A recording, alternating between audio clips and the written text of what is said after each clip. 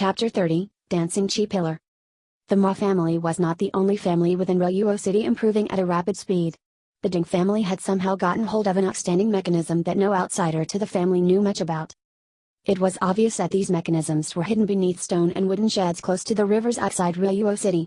They were currently constructing over 7 different buildings all at once. The Ding family also sent out a message conveying that they would buy all the land available at a river with a strong current and that they would reward the sellers handsomely. The first of these buildings were finished half a year after they started the construction, and the winter was now retreating. The snow was melting, but the cold winds and short days still had precedence in the season. The news about the Ding family gaining these blueprints from Li Fin, the esteemed expert, had caused the Ding family to have the upper hand within Ruo City, and currently they were the strongest family, not counting the Dong family. During this half-year Yu had fought a brave battle against his cultivation and had reached the peak level of the 9-star student rank. However, he felt as if something was missing for him to be able to make a further breakthrough. At least Yu was in no hurry as he walked around the academy grounds. He was satisfied with his current cultivation, and as he was now, there was no longer any use for his medicinal pills, so he had gifted them to the Dong twins as a token of gratitude. At first the two of them had refused to accept the pills, only conceding when Yu said that he had bought them for money he had gained from the black market auction house and that he would feel much better if they would accept his gratitude. Having said that much, the Dong twins could no longer decline and took the pills, happiness evident upon their faces as they quickly excused themselves, heading straight to their individual courtyards. During this past half-year the relationship between Dingwu and Yu had grown increasingly friendly. The two of them shared a big secret which they would never be able to tell anyone else about, and at the same time they also wished to find a way to use these esteemed experts' knowledges in the best way. King had given Yu a list of certain plants he should eat at specific times every day, and they would help him in increasing the amount of essence he could gather at a time, in turn increasing the amount of qi that he could refine at any given time. Yu in turn informed King how Lan Feng had broken the seal, but unfortunately stabbing someone's heart was not a very useful attempt for King. Firstly, if he were to stab someone in the heart, the two of them would die. Unlike Lan Feng, King had not gathered up all his energy within the past 4,000 years, instead he had been sharing it with Dingwu in allowing him to advance by leaps and bounds. Secondly, even if Little Dragon had been capable of stabbing someone in the heart and successfully create a reincarnation, they would once again be at least 10 years behind.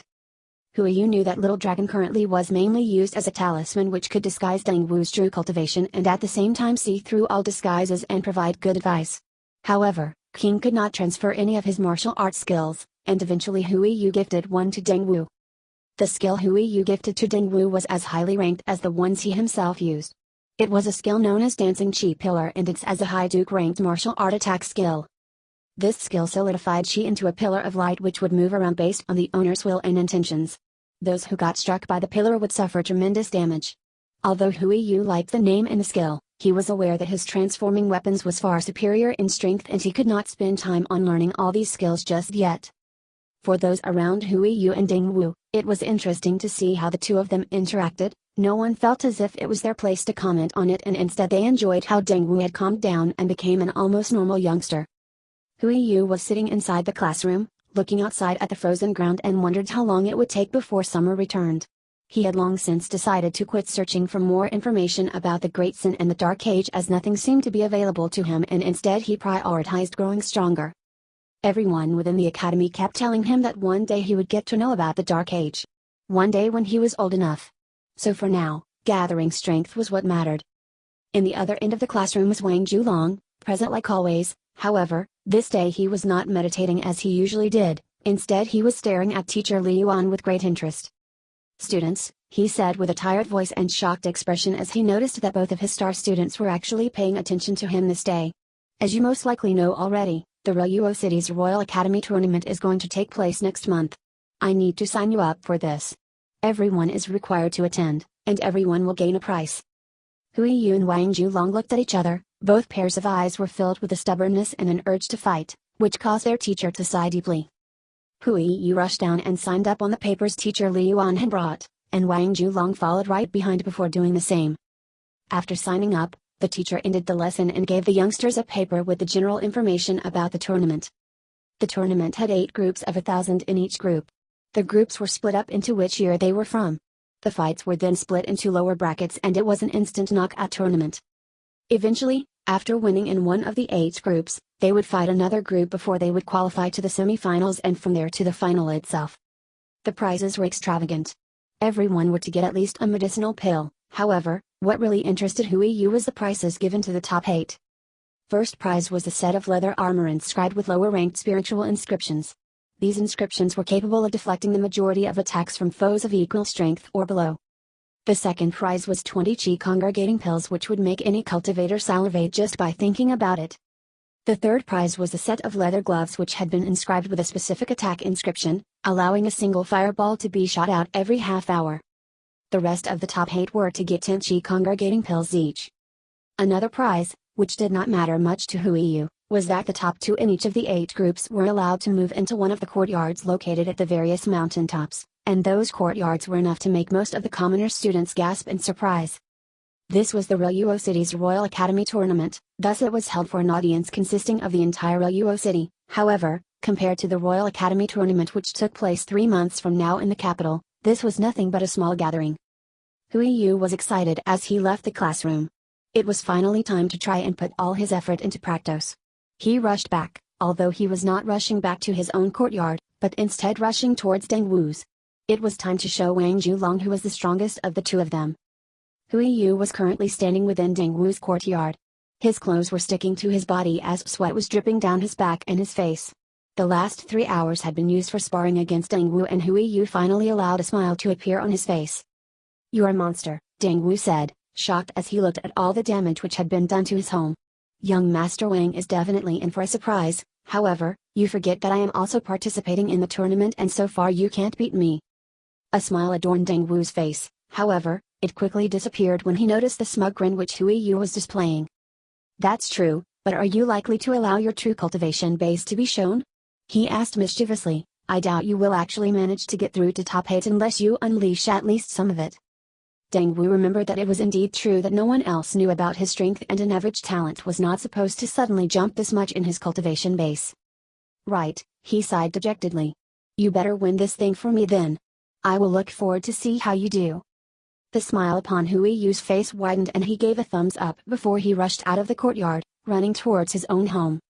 Returning home to his own courtyard, a smile was still evident on Huiyu's face as he swirled his hands and 2 knives appeared. These knives were white as the finest jade and crackling with pure energy. The knives were both as long as Huiyu's forearms and the handles were fit perfectly to Huiyu's hands. Huiyu knew that transforming weapons without a doubt was the most challenging of all the skills he had practiced so far, and after more than half a year of training he had only managed to perfect one type of weapon out of the numerous to choose between. Back when Huiyu started practicing, he had realized that his skill at handling knives was as terrible as if it had the first time he tried wielding it. Back then, shock had filled the young man as he had assumed that he could easily wield weapons as he had practiced it for multiple of years in his old world.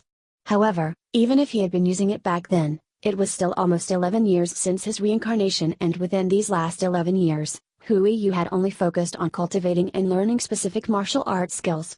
As soon as Huiyu noticed that his cultivation was improved on the expense of no longer being able to remember how to properly move according to his former world's instructor's teachings, he instantly decided to once again skip the lessons given by teacher Li Yuan and instead use those additional hours a day to focus on his wushu training, starting at the basic level. Although Huiyu's reincarnated body had never experienced this kind of training before, he quickly managed to get past the basics as he had previous experience by soul.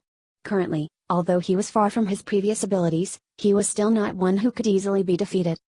Huiyu's smile grew as he looked at the 2 knives in his hands and he swirled them around, playing with them before he moved towards a newly acquired target dummy. Playing with knives and practicing the body was one thing not usually emphasized within the academy as the majority of cultivators focus solely on their martial art skills to deal with both offense and defense. However, Huiyu had decided to combine his martial art skills together with his previous knowledge. This way Huiyu no longer relied solely on the skills but managed to improve them, merge them, with his own body's movement. As Huiyu started practicing this new type of fighting, he had trained only within his courtyard so that his fighting style did not get revealed before the tournament. The tournament was time for redemption. The tournament was the time to show that Huiyu was not just equal to Wang Julong. He was more than just a white-haired genius. He was a silver monster. These emotions had caused Huiyu's training to grow wilder and more intense, and unfortunately the courtyard had paid quite the price for it. The beautiful walls had been filled with deep gashes, The majority of the trees had been slashed so deeply that they collapsed and the ground was marked with craters and slashes. Hui Yu had eventually needed to get help from a grandmaster with an elemental affinity of wood. Wood was the affinity which allowed for life to spring forth, and this cultivator managed to return the courtyard to its previous appearance. The price to restore the courtyard was an extravagant 7 spirit coins, as Hui Yu required that she swear a blood contract never to reveal the fact that she had worked for him. Still, he found that the money was well spent. The day after, he purchased a few target dummies created by a grandmaster with metal and wood as elemental affinities. These target dummies were shaped as humans and they were adorned with inscriptions which allowed them to have different uses. One was to stand still and allow for the cultivator to hit it constantly, where it would repair itself after each hit. The second option was to activate another inscription and the target dummy would react to attacks. It had no chi, but it had enough ability to avoid attacks. Creating the dummy and the inscriptions were done by the metal affinity, while the wooden affinity was used to constantly repair the dummies. These dummies were without a doubt their weight worth in gold, but the price was 500 gold coins each. Hui Yu once again smiled as he activated his 2 dummies and got ready for a session of training. So far, Hui Yu was capable of having his double knives active for half an hour, and the next half hour the sounds of battle could be heard from within the courtyard. Phew, Hui Yu sighed before a yawn contorted his face. Having fought 2 dummies for almost 3/4 of an hour, as he had exhausted his entire chi spiral, he felt tired beyond belief. "It looks quite good," Lan Feng said approvingly after having watched the melee display. "You seem to have perfected the knives, and tomorrow you can start playing around with another type of weapon." Excitement grew within Hui Yu as he heard this. He had long since wished to try out a sword, but because of Lan Feng's requirement of perfecting one thing at a time, he had not tried it out yet.